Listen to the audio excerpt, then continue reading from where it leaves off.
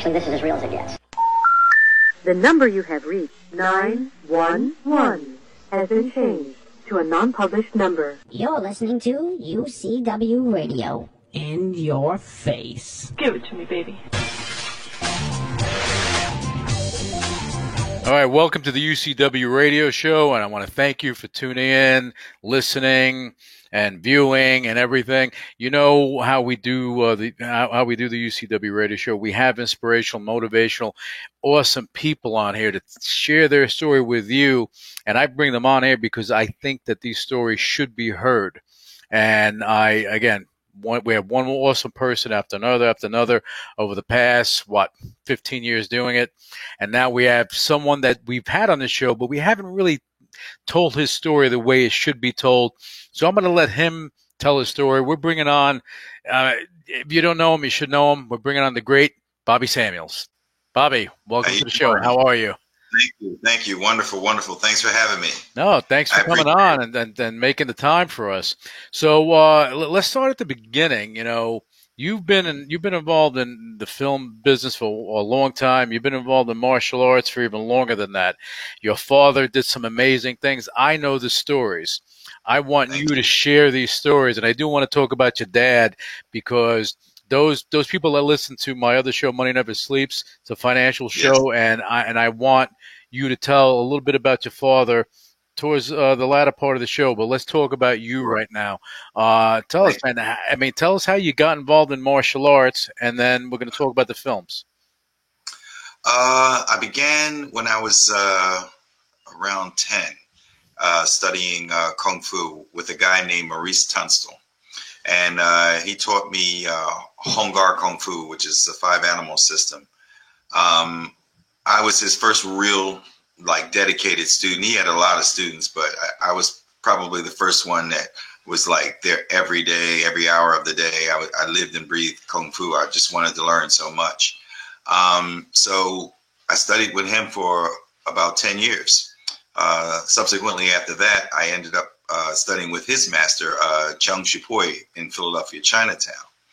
All the while having a love and affection for martial arts films. So that helped propel my dedication to the martial arts, wanting to be in the films one day. And you grew up like me, watching the Kung Fu Cinema on Channel 5 and stuff like that. That's correct. Yeah. That's correct. It had a very powerful impression upon me growing up. And of course, it's a different generation now. So they don't, the memories that we have, they don't really understand. Mm-hmm. They can appreciate, but they don't understand, that these films, they gave us hope and dreams and heroic action actors. And, it was a good time. So, especially in New York during the 70s. Oh, yeah. Well, that's a different story altogether. If you had to pick one film when you were growing up, that was that pivotal moment that pushed you to thinking, hey, I want to go and get involved in films. I want to go and do this. What was that point? That would be Five Fingers of Death, a film with yeah. You know, funny, ironic story is that when I actually did my first big film in Hong Kong with Sammo Hung, Lo Lei was one of the co-stars. Mm-hmm. So it was like, wow, you know what I mean? Yeah, it's always those moments that something hits you. And it's like, you have this moment of clarity. It's like an epiphany almost, where you think, I can be that and I can do something maybe greater than that. It's not even being like that. It's maybe doing something greater, because everybody wants to clone someone. But can you be better than them? You can be their peer, but can you be better than them? And that's the key thing. And that's probably what was on your mind. It was. And I knew there was obstacles because I was an African American, and I grew up in West Philadelphia. It's a rough area. Yeah. But I knew that I had so many obstacles to overcome just to even get to Hong Kong. Mm-hmm. So I knew that I had to have something that some people didn't have in order to make it work for me. Mm-hmm. The real hope came when I saw movies with Ron Van Cleef and it was Carl Scott. Mm-hmm. That was Yeah, They the were Black powerful. Dragon. The Black Dragon. Yeah, the Black Dragon. The Yeah. Black Dragon. Black Dragon. Yep. Yeah. And you saw them in action, and that probably sparked a little more for you. It did. It gave me hope. It seeing African Americans in Hong Kong films. Mm-hmm. I knew at that point that the dream that I thought that was probably unattainable, that I could reach it. So that really motivated me more to start the training harder. Would you say that Ron broke that barrier, which gave you the opportunity? You know, you and I know Ron well, and you know he's done some amazing things in his life, and I'm just wondering if he was that person that opened up that gap for you and others to follow suit. Yes, Ron Van Cleef. I idolized him, and then it's how ironic. In 1996, I was doing a film with Fat Joe called Blazin' in New York, and he actually casted in the film. Mm-hmm. So just to see him and work with him for the first time, that was like 100% full force, you know? Yeah. Ron Van Cleef, he's the godfather. And then Carl Scott followed him, you know, right. Hard Way to Die, Superpower. So, yeah, I knew that once I saw African Americans, you know, being accepted in that industry, that I could reach that goal, but I just had to have a plan. But you were focused more on the serious outlook of things. You know, I know because you've had there have been movies that, you know, like Berry Gordy made a movie, and you know, and it was to me it was more like a culty type of flick. It wasn't more like, oh my God, I'm inspired to be that person. You know, maybe in a comical sense, but not in reality, that it can better you as an individual, in my opinion. And as far as opening up doors for other people of color, other martial artists of color, other actors of color, and giving them that opening, saying, hey, a door is open, now I can actually go here. Today you have more of that going on, but back then there wasn't a lot. No, it really wasn't. Yeah. And I grew up 42nd Street, New York. My mother and father divorced when I was very young, when I was 2. And my father, he was vice president of Manufacturers Hanover Trust. It was he was the first black banker on Wall Street. Manny Hanny. Manny Hanny during the early 60s. Yep. And so I shuffled between New York and Philadelphia growing up. But being with my father, I ended up being able to go to 42nd Street all the time, where all the martial arts movies were. Yeah. So we just spent countless days inside those theaters, just watching double features. The double features. The double features, the triple features, you know. It was amazing, you know, during that time.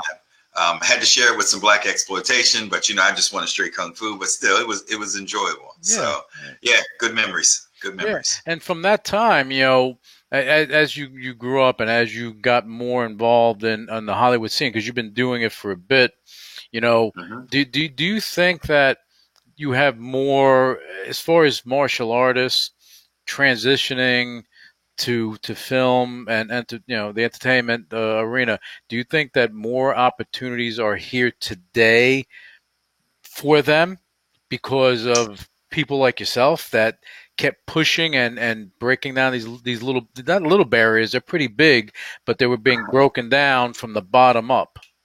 Yeah. I think now, especially with the advent of digital technology and, you know, digital cameras and just the filmmaking process now, being able to be more affordable for upstart individuals who want to start their film production companies or getting them, you know, acting and things of that nature. So, yeah, I think that it's a good thing. Yeah, well, and I also, you know, I like the fact that, you know, if more people looked at filmmaking the way they should and look at it as an art form, you're expressing yourself, the creativity and everything, and you're making it more diversified. To me, that's key. I always had a problem. This is my opinion, but it's my view on things. I always had a problem when a movie just starred one group of people. Like you have all Spanish or all black or all white, you know, where's the diversity? You know, that's why, you know, you being in Hong Kong movies or Ron Van Cleef being in Hong Kong movies is like that. I mean, you're talking about diversity. That's diversity on another level. But It really is. Where is that today, though? Well, Hong Kong cinema is appreciated more so in America now than in its own homeland. As you know, there's certain things going on where, the business in Hong Kong, the film business is pretty much gone. Most film is being done in mainland China right now. And of course, that's under strict control. For me to do an American film in Asia, there's only, I think, 3 or 4 films that they allow to be filmed in China in a year. And it has to be approved by the government. And it's just so much red tape. So it's kind of different now. So that's why I say the advent of digital technology allows individuals now to kind of chart their own course if they pay attention and have a firm game plan. I was fortunate, I had a plan. I knew that I couldn't afford to go back and forth to Hong Kong. So I was working for US Airways and I got a job at the airlines. I knew that if you got a job with the airlines, you could fly for free or at a discount rate. Nice. So I said, that's part of my plan. So I got hired. Actually, I worked for a security company with the airline, but I greeted the US Airways professionals every day very kindly. And then one day a gentleman asked me, he says, "Hey, did you ever think about working for us?" And I said, no, but in reality, I really wanted it. Right. He said, "Well, be at my office tomorrow morning." And then I started actually working for the airline. And that's when it all started. I worked for a year. I got a week's vacation, and I just used that to just catch a flight to Hong Kong, just to land and see the place and understand that that's the land of where I wanted to go. All the while, I was self-teaching myself how to speak Chinese because, when I was here in America, I would go to auditions. Wesley Snipes would show up. Lawrence Fishburne would show up. And when those guys show up, I never had an opportunity. I already knew, the resume. Right. So I said, the plan was to go to another country, make a name for myself, and then come back to the United States. And that way I would have a resume with me when I came back. And it actually worked, What I didn't realize was that while I was in Asia for all those years, that a lot of my films were being seen here in the United States. And, where I didn't think people were appreciating me or even knew about me, it was an underground with the Hong Kong cinema. That was during the early John Woo and Choi Hark days. So yeah, sometimes, you have to chart an unorthodox course in order to get to your goals, but it can be done. No, and I think that's, again, you knocked down a lot of barriers, and you doing that. And to me, I tell you this in person. It just amazes me, that if you put your mind to something, if you have the passion, that you can make it all happen. Now, how many movies did you make in Hong Kong? In Hong Kong, Red Wolf, Gambling Ghosts, Don't Give a Damn.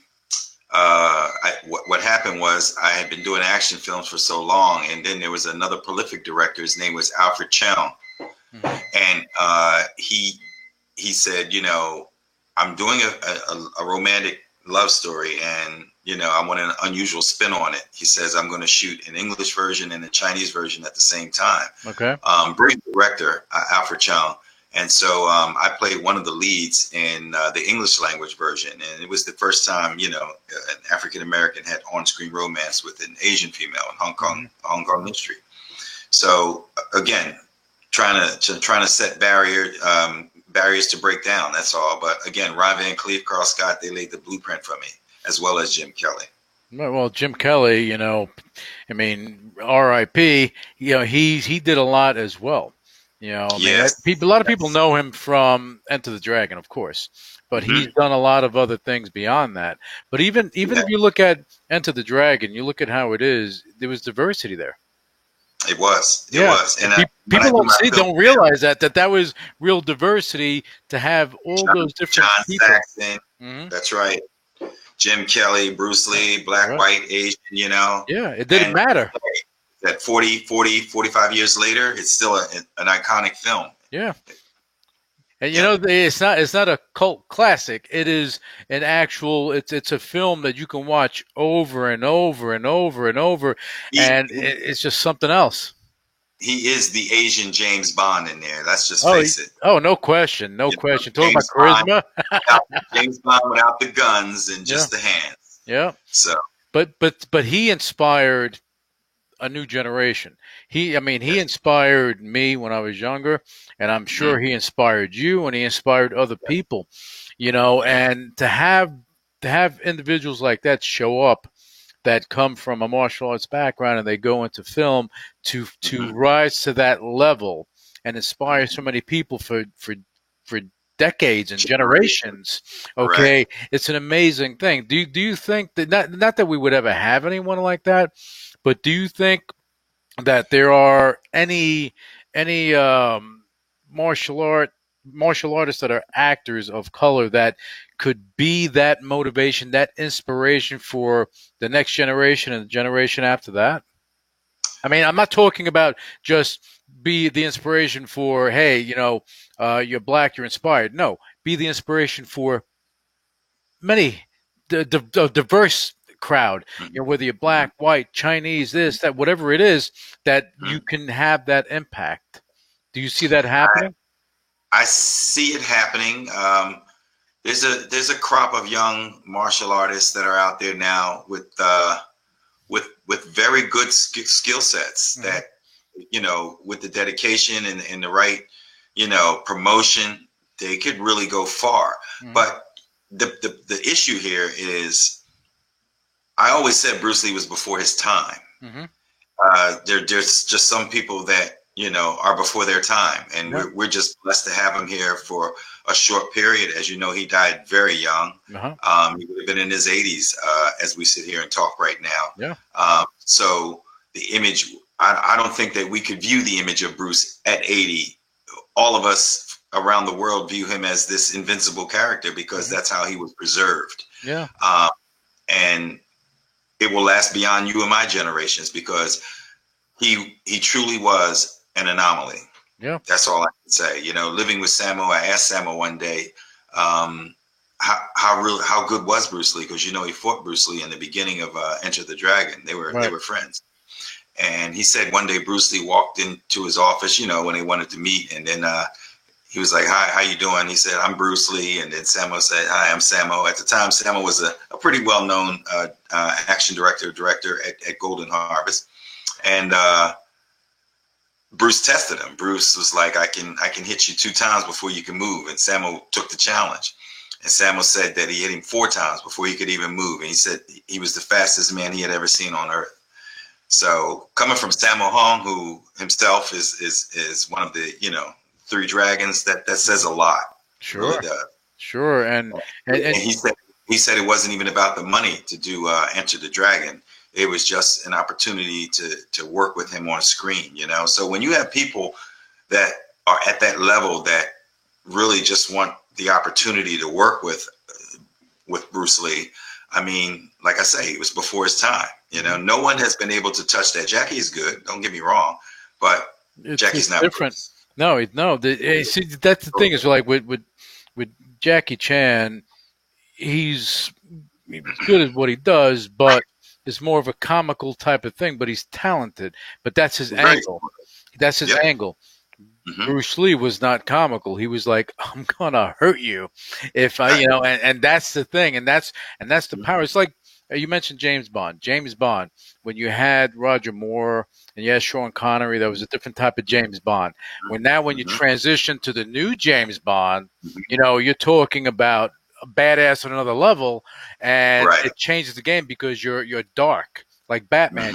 When you turn that character dark, all of a sudden becomes interesting, and it's like, okay, and it seems like a lot of films are doing that now, and it's basically making it, well, it's more violent, but it's making it more like real. You don't have the good guy, dum-da-dum. You don't have that. You have a good guy that's maybe bad, and that you look at, like Dwayne Johnson, DJ. He's inspiring everyone across all levels, every race, every generation, and stuff like that. Is I love it because you need to do that, and we need more of that.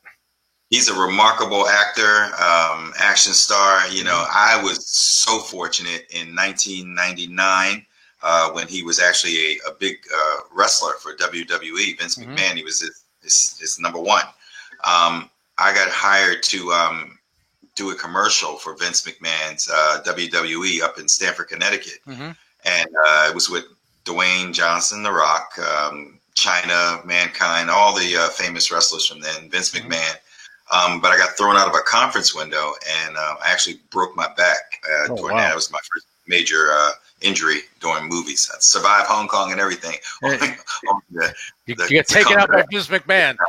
There you go. But just working with him, he was such a nice actor, you know, to work with, you know, and he just blew up, you know. So I just say I'm very fortunate that I had the opportunity to work with him for that short period of time. I'll go one further, and maybe a few years before that, him and I were supposed to have a match, and him and I were speaking about things, and just the kind. I mean, you kind of, when you speak to someone, you kind of get an idea of the type of person they are. And I said, you know, this kid's going to be something. He's going to be something. We never had that match because I hurt my back.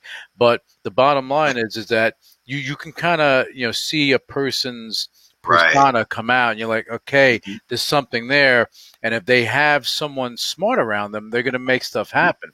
And I think that whether and if they have the right attitude, that's the most important thing, because sometimes people blow up and then they blow up, you know, which makes no sense. I mean, when you're young, you're stupid, right? You think that you're invincible. When you get older, you know better. You may have all the knowledge, you may have more success, but you're humbler. I mean, look at you. You're humble in how you are, where you can be an arrogant prick if you wanted to. But that's not you. I've never been that, but I have fallen early in my career for, you know, the trappings, you know, fame, the fortune, the money, and all that. You know, you fall for that. But as you get older, and you know, the first wave died out, and then, you know, my business partner Robert Jefferson, you know, he kind of talked me into kind of the working here in the American shores and doing things. And you know, I came back and I started working for Dru Hill, Island Def Jam, and the Emmy-winning director Nick Quested on a lot of music videos. Paula Cole, Metallica, Eve, The Lox, you know. So I had a great career in Hong Kong, and then I was very fortunate enough to change and make that another career here in the United States. And the stuff that you're doing right now, you're more behind the camera than in front of the camera now. So let's talk about that behind the camera and what you have going on, Bobby, because again, you know, you've had a career in front of the camera, you've done a lot of things. Okay, now you're behind the camera, which you're able to do more things because you're able to open up more doors, and you've been doing that for quite some time. And I see the talent that you're reeling up, so it's interesting.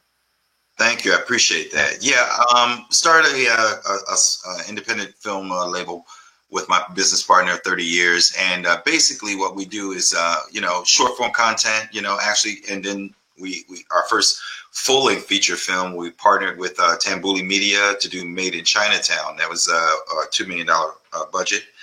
So that was our biggest venture. But ultimately, our films, we want to make sure that all of the films are inclusive of all nationalities. So there's an eclectic cast. I've always cast Asian Americans, blacks, whites, Latinos, and however, primarily when it comes to the leads or the heroic leads, I give people of color and an opportunity when others probably wouldn't give them opportunities. Sometimes there's a lot of hidden talent out there, and I don't like to get caught up in the Hollywood pitfalls of egos and agents and things of that nature. Sometimes you just come across a pet project with a great idea, and you just want to run with it. You know, you don't want to deal with certain things. And that's where I get from the passion from the independent film groups, you know. And at first, you know, short form content didn't actually take off so much, but now it's very popular. You got Quibi out there, you know. Not anymore. No more Quibi. No, they did away with Quibi. They're out of business. Right. Well, Netflix has a short films division. There you go. And some of the other platforms as well, Amazon. So it is becoming more popular. Recently, Haya on Amazon Prime, they're taking their channel and they're going to grow, and they're looking for short form content for intermission throughout motion pictures that they feature. Oh, so again, you know, it's a format that we latched onto, and so far we've been doing pretty good with it. And you're So we do and films and short content. no, that's awesome. And the thing is with how you're casting certain people, you know, and I just want to let the viewers and listeners understand this too, is when you're making films and you say you're giving an opportunity to people of color for them to shine. It's not because you're saying, okay, I want somebody black or Spanish to go and be a superstar. No, it has nothing to do with that. What it has to do with is that you're saying, you know something, I see something in you, and if I can give you that opportunity, it's going to be there. It's not because you're not as good. It's not because you're better than anyone else. Well, actually, you may be better as far as your talent, but you weren't given the opportunity. I've seen so many films, and again, this is stuff that's a pet peeve of mine. When I see so many films that just have one race, it's like, I don't understand it. Where's the diversity? Where's the opportunity? When you do that, you're isolating. You're isolating other groups, and then what happens with these groups these people that are in this movie? Are they going to be able to transition to more diverse atmosphere? I don't know. You know better about that than I do. I do, and for me, like, I take challenges. I like to challenge myself in my career and things because you don't want to get one track, one formula, one format, because it grows stale. I've done short form films in Mexico, complete Mexican cast, complete Spanish language, and I don't really speak Spanish, but that's a challenge for me. However, we've garnered 5 awards for the 2 films that we've done. There you go. So again, you know, I recently did a film for Art School Productions. They kept asking me for 2 years would I want to do it, and I never really wanted, you know, I was comfortable doing action films, and then it was like, we want to do a female version of Medea, Kung Fu Medea, somewhat, and it was called Asian Auntie, about an old Asian lady, you know, but we're guys who dress up in ladies' clothes. Nature. A lot of comedy, hijinks, things of that nature, but it was very interesting. At first, I didn't want to do it, but actually, I'm glad I did it because it was picked up by Amazon. Yeah, so there you go. It's selling pretty well right now. So sometimes, you know, you have to come out of your comfort zone and just try things differently. My next couple of films are going to feature a more eclectic cast as well. Every single film does, you know, and you don't have to be a name actor. You don't have to have the greatest martial arts skills. Sam always told me years ago, he said, you know, the most interesting things and what make my films successful is the characters. And when I sit back and think about all of the films that Sam has done over the years, it truly is the characters that stand out. And when he was training me to be a director, that's what he said. He said, most importantly, create interesting characters. Don't worry about whether somebody's a star or not. You as a director, if you see something in someone, you can propel them, you can design, you can make for them. And that's what I do. It's developing the talent development. That's what you're doing.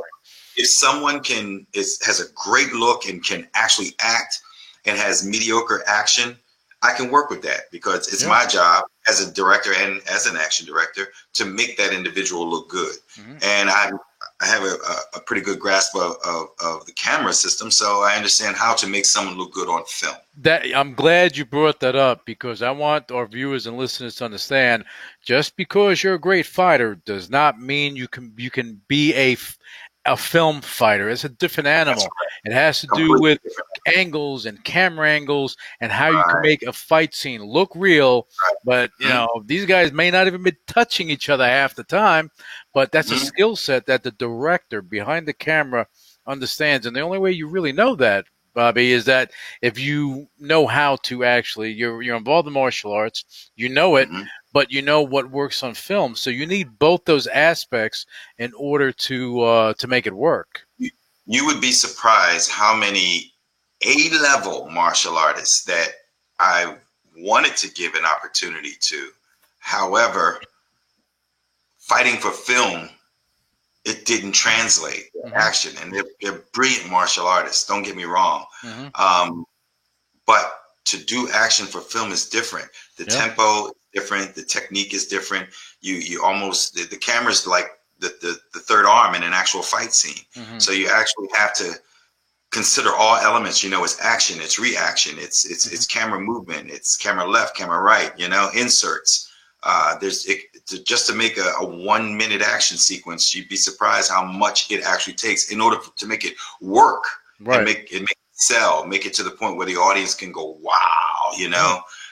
So that's what I try to do by learning in Hong Kong. You know, I'm the only African American Hong Kong stuntman ever. So, you know, with that, I want to make sure that, you know, I represent the organization that gave me my opportunity well. Mhm. Yeah, and you know the thing is, and you with just to continue on with the movie fighting, you know, you've seen on Netflix they have Cobra Kai. You know, I saw that. I mean, it cracked me up because it brought me back to a different time. But you and I know Marty Cove well, you know, and and also see people don't realize that he's not a martial artist. He doesn't know how to fight, but he did it for the film. Okay, Exactly. Mr. Miyagi again. Pat Character. He has character. Right, and Pat Morita too. Not a martial artist, but he learned how to do film fighting. And you have a lot of guys that are like that. Mm-hmm. Mm-hmm. You know, look at Daniel-san. I know he can't fight, so. Right. But it's just, you know, and I'm making those references so that people, because that's something that everyone knows the Karate Kid, so that's something that they would understand. And it's not easy to train someone how to do that. It's a talent. Not everyone can do it, but you have the ability to do that. You know, and Art Camacho as well has the ability to do that. Okay. I've learned a lot from Art, you know, and that's another good thing. You know, I was very fortunate, you know, to know a lot of people now on the American film industry, you know, icons, and they're like my uncles and my godfathers, and they teach me a lot, you know. Mm-hmm. Brian Arota, Lucas Foster, Demetrius Angelo, he's a great guy, you know. A lot of Oso Tiari Cassell, and the list just goes on, you know. Just to be able to pick up the phone and call these icons that when I was a kid, I was going to the newsstand and buying magazines where they were on the cover. Mm-hmm. I'd never dreamed of anything like this, you know. It's amazing. But you know something? Yeah, but you know something? You have some kids that are growing up that are saying the same thing about you. You know, and this is a cycle of life, right? You go and you do the things in your life, and you try to put the pieces of the puzzle together, and then you go and you're trying to, at the end of the day, especially in Hollywood, you're trying to leave a legacy behind, because when we're done, what do you leave behind? It has to be the creative that you did. Okay, it has to be something that you built and you left behind. I had a conversation with a big Hollywood person today, and you know we were talking about how the creative and the suits, they haven't been seeing eye to eye forever, but that's changing now. Mm-hmm. That's changing now because the advent of digital and the ability to distribute digitally, now you just took the power out of their hand. Look at Disney. Look what Disney's doing. They're going digital, you know, and you have movie theaters. With the pandemic, movie theaters are shutting down. Things like that are happening. And the bottom line is, you know, 2020 has been a hellish year, but it's been a year of change. I mean, serious change. Mm-hmm. And it has. Yeah. And it's such a this year, out of all the years, I'll remember the most because of everything that's been going on, you know. Yeah. But as Americans, you know, we're tough. Yeah. But we can get through this, and just like you say, this is the change that's happening. You know, we were forced into it, but I don't see us really going back. You know, no, it's Vero. You know, yeah. I don't see us going backwards anymore. No. This will have to be included into the filmmaking process and into the entertainment world in general. You know, I've always said that, you know, movies and movie theaters and other venues that you go to see films, and, you know, IMAX theaters, they're wonderful experiences, but it's a tough competition when you have digital technology and you have streaming service, you know, where you have the convenience of your cell phone, your laptop, whatever device you have that you can watch the entire series, a movie, whatever, at your leisure, where you want. Where you want, when you want, and that is the time Time Right. is the most precious commodity. Right. You go to a Exactly. movie, you have to drive there, find parking, go inside, buy a Right. ticket, buy the popcorn, see people you don't want to see. You're sitting next to a stinky person, whatever the case Right. may be, but you're there for the experience. But People meanwhile, talk. meanwhile, $60 later, you lighter $60, and then you're Right. like, whatever, where you could have did something else, and maybe you don't like the movie.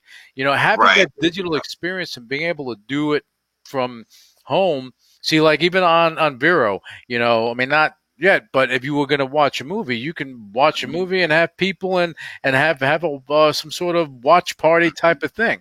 You have Yeah. other social media platforms that are doing it, like Facebook and everything. They're doing this stuff, but in this world right now, people are lonely. They're Mhm. bored. They need entertainment. So what you're doing is bringing them entertainment, and it becomes very interesting because we'll watch a stupid, ridiculous, gaming reality show just because we need to be entertained. Right. Like he said, like what's his face said in Gladiator. And are you entertained? Are you entertained? Right. So that's the right. question. Are you entertaining them? And that's what you're doing. So the digital and streaming markets, it's here to stay. Mm-hmm. It's only a question now. You want to create more content, like I said, short film format now is very interesting with the convenience of digital technology and the streaming platforms. Short form content is interesting now because a lot of people don't have 2 hours to sit and watch something. Yeah. You may have 30-minute lunch break and it's this 20-minute short you wanted to watch. You can actually watch it from beginning to end.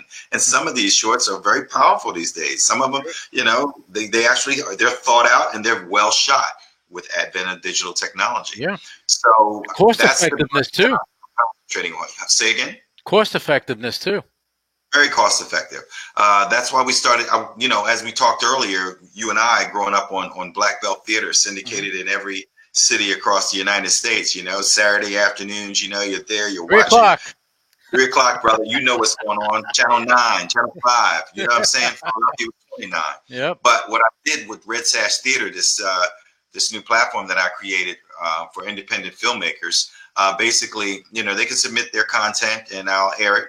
But it has to be done right, So there's a quality control board that actually views the film before it's submitted and allowed to be on the channel. Okay. But what I wanted to do was kind of get the old feeling back of Black Belt Theater, like when we were growing up, but just in a smaller format.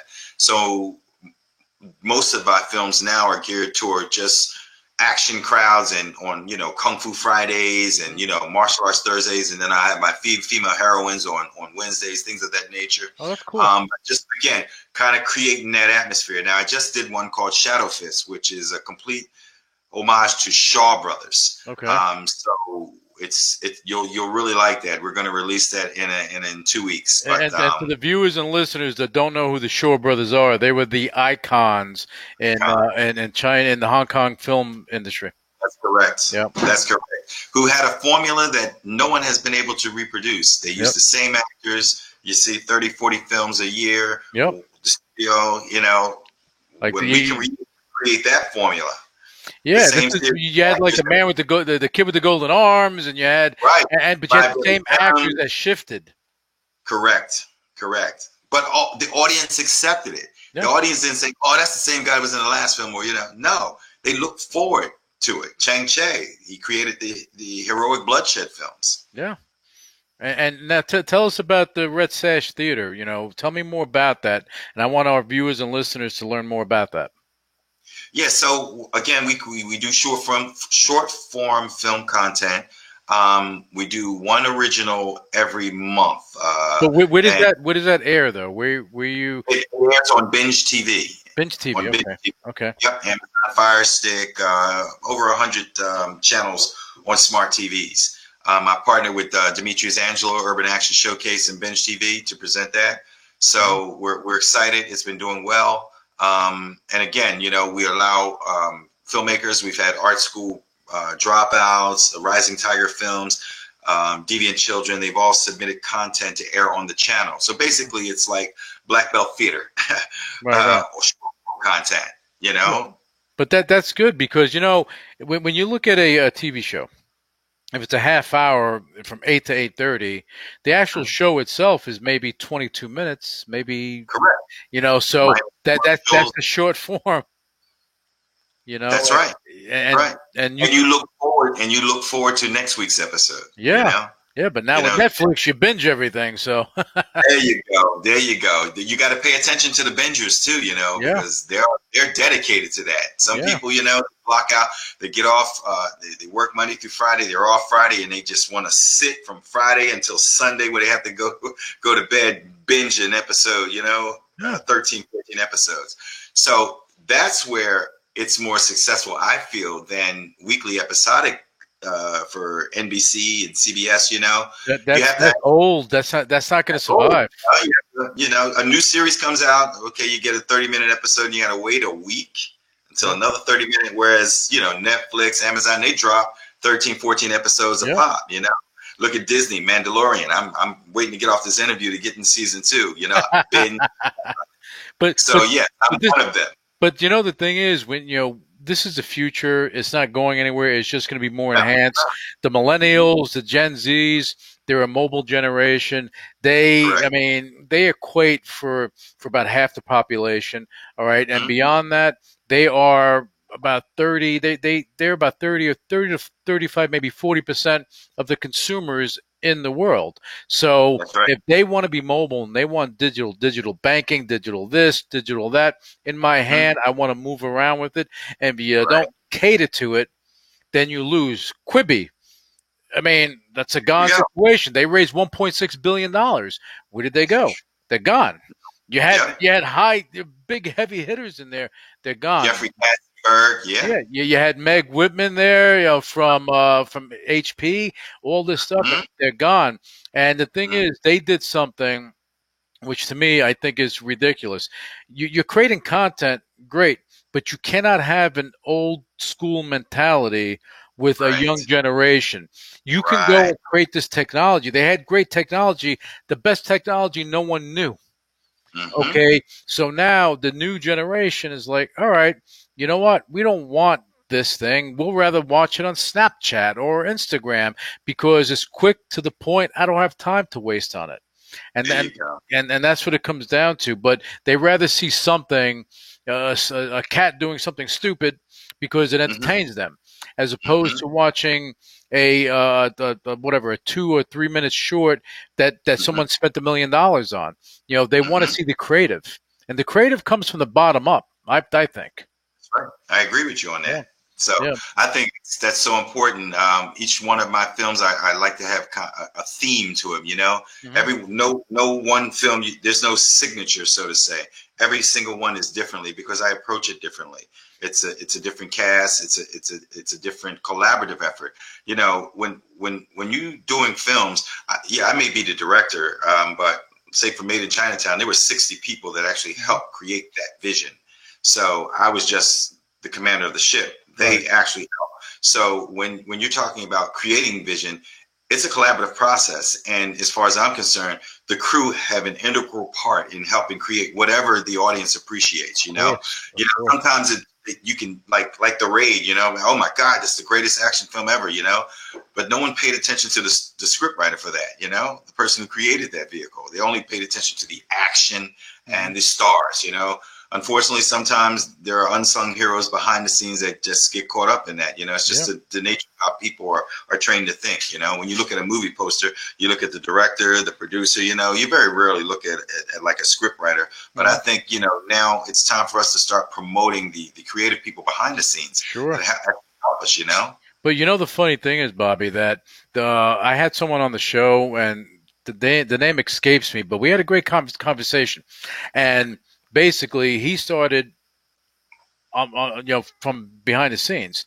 He was working the lights, working this, and writing this, and doing all the stuff behind the scenes. So when he became an actor, he knew all the camera angles. He knew how to look best, how to do this, and how it's going to look on camera. And I think every actor should learn how to make a film, as opposed to just being an actor. I think that makes you a better actor.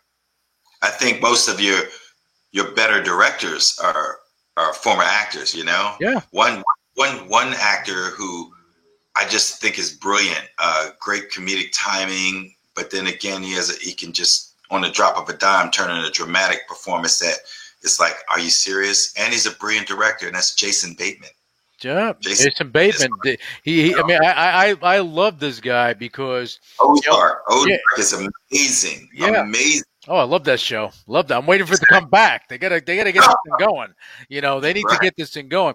And you know, things like with Netflix and the digital realm and with binging and everything, you know, you have Netflix. They raise their prices for the membership now per month. They're looking to capture more market share, and they're looking to bring on more content.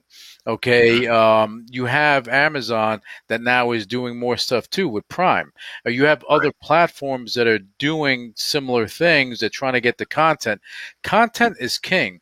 The creators that create this content, they're the ones that wind up being in the driver's seat for the first time since when? Since forever. Yep. You remember they owned the studios, they owned the theater, they owned the actors, they owned everything. Yep. We couldn't get anything, you know, it's what they gave you. Yeah. Once digital technology hit, it took the control. And once celluloid was gone, poof, you know, that's over. Yeah. I knew that the transition, they no longer held the power anymore. Yeah. So look at it. And the last, not to cut you off, I apologize. Go ahead. Last vestige was streaming. You no longer have to actually go to these theaters, you know? Mm-hmm. You can sit home and watch them. Yeah, and that's so true. And to me, it's interesting how, like right now, we're doing this show. Okay, we're doing the show. We're on Vero Hive. We're streaming like live. I mean, if I wanted this show to be live, it can be embedded where people are watching it right now. Okay, wow. As simple as that.